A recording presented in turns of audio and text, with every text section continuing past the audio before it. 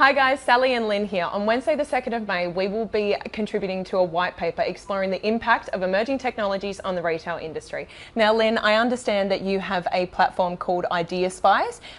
Would you mind sharing with us any insights or innovations you've seen across the globe?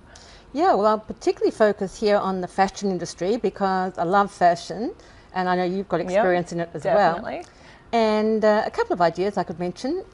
We've all heard about Amazon and their entry into Australia, but I'm not sure a lot of people realise that they've also been experimenting with machine learning. Yeah, wow. In the fashion industry, so that means that they can detect trends, fashion trends, and maybe even influence those trends going forward.